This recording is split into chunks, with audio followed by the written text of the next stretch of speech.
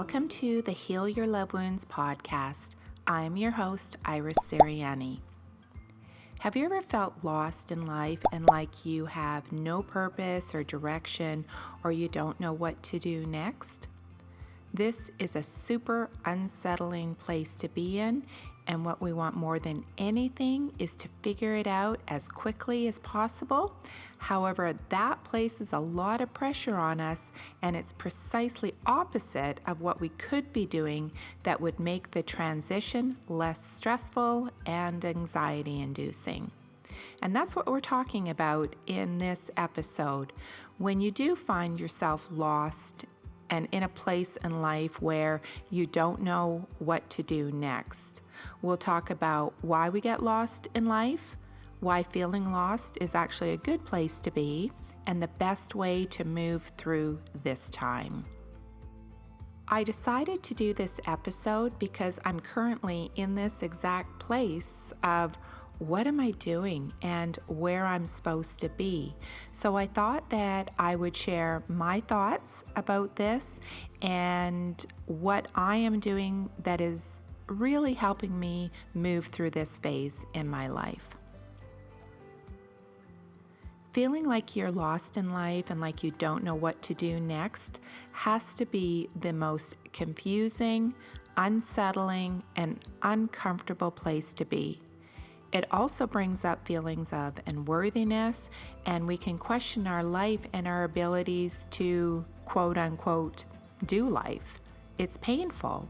It's painful because there's an enormous feeling of instability and uncertainty and a lot of pressure, both externally, perhaps from family or a partner, and definitely from society, which we'll talk about, but also internally from ourselves to have our life figured out.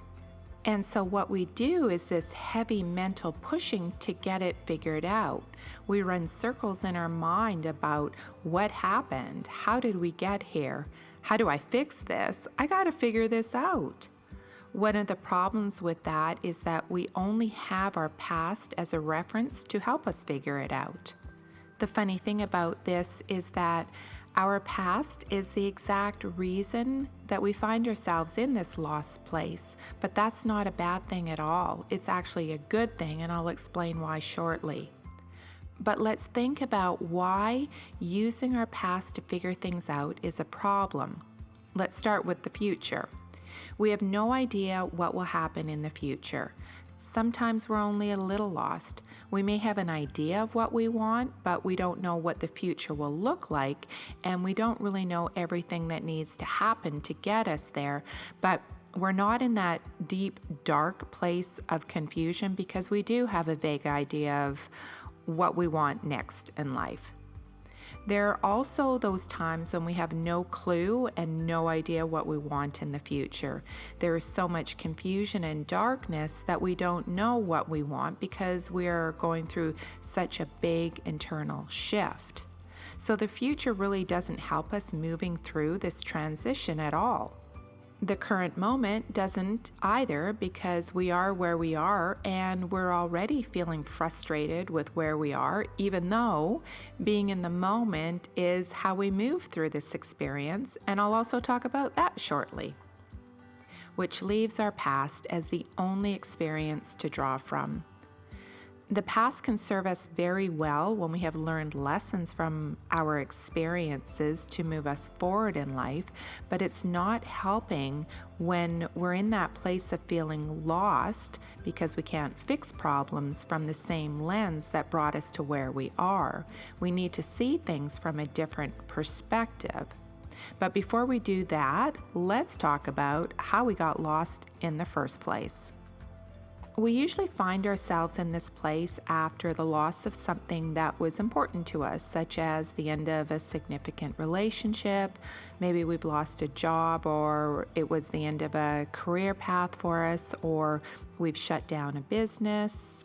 It could be the death of someone that was close to us, or it could be a health scare, making a big move, or an event that affects all of humanity like we've been experiencing since 2020. Any or all of these can jolt us out of our current reality into wanting something different from life, but we may not have this awareness yet or know what that is. And of course, we made decisions and choices along the way, and life always has ups and downs to add to the complexity of our experiences. Life is never just cut and dried. Any combination of all things lead us to this place, and as with all life transitions, we need time to process, to let go of what was, and become settled into a new way of being, a new way that we've never been before. We're leaving who we used to be and all of the experiences we had along with it, and moving into a new chapter in life. Now, I mentioned earlier that lost is a good place to be, even though it doesn't feel very good. Lost is actually a good place to be because you are stepping out of who you used to be, which no longer serves you on your highest path, and you're stepping into being someone you have never been before. And what's important to remember is that you're having this experience because deep down, at a soul level, you already knew that there were things in your life that didn't feel right to you anymore. And so life is moving you forward, and that's why lost is a good place to be. Life, God, the universe is helping you. Maybe you wish it would help you by sending you money or fixing your relationship or bringing your ex back, but that would be too easy and you wouldn't learn what you needed to learn.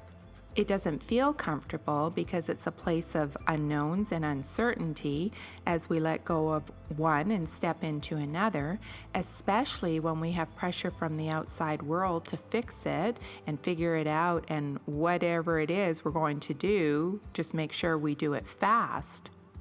And when we can't figure it out in a reasonable amount of time, we start to beat ourselves up and torment ourselves with negative self-talk. What's wrong with me? Why can't I figure this out? I'm so stupid, and a whole flurry of other things we say to ourselves. There is so much pressure, and it causes even more confusion and uncertainty and anxiety. So what are you supposed to do when you don't know what you want and you don't know what to do next? Well, there is no easy quick fix guide, that's for sure, but the easiest way through this, are you ready for the answer? It may surprise you, but here it is. Accept where you are and do nothing. This is not a time for doing, it's a time for being and for resting and for processing and releasing. There is so much resistance to being where we are at any given time in our life because we believe we should be somewhere else that we're not. One of my favorite sayings is, "You're exactly where you're supposed to be because there you are." If you were meant to be anywhere else, you would be.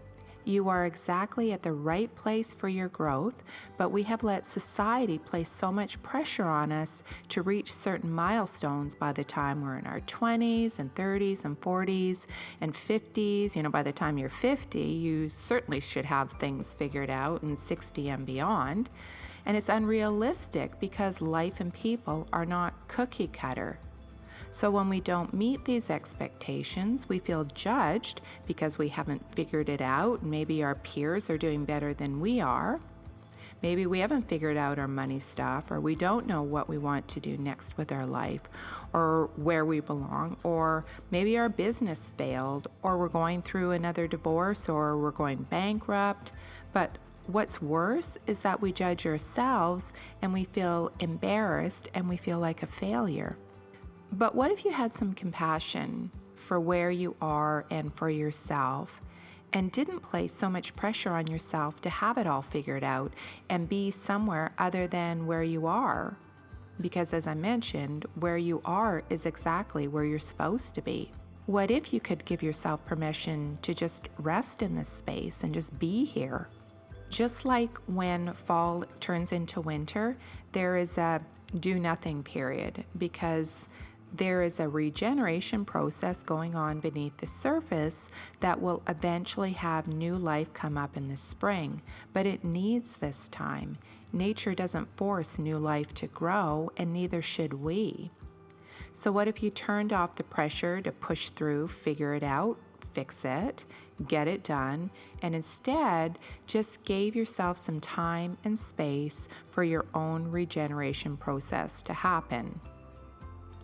And let's say that your answer is yes to these questions. What do you do in the meantime then? In the meantime is a great place to be. This is a great place to focus on you, to declutter your life, to make time in your day, every day, to meditate and just listen to silence.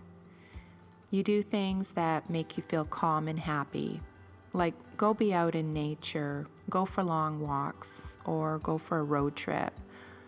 Maybe you want to have a nap or go for a workout or go to a retreat and get a massage or learn something new or start that new creative project you've been wanting to start.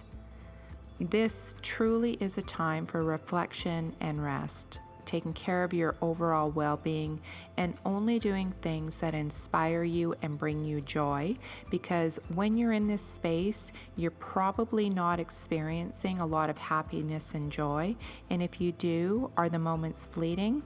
Another thing that you can do in the meantime is create a wellness routine for yourself. Healthy routines help us stay focused and committed to our self-care, because it's very easy to slip into depression and become unmotivated when we don't know what to do. My current morning routine is an hour of meditation and then I do my workouts. And yes, I do get up early to do this before I start my day. If you've been following me and my work for a while, you will know that meditation is my thing because it has so many benefits that we just don't realize.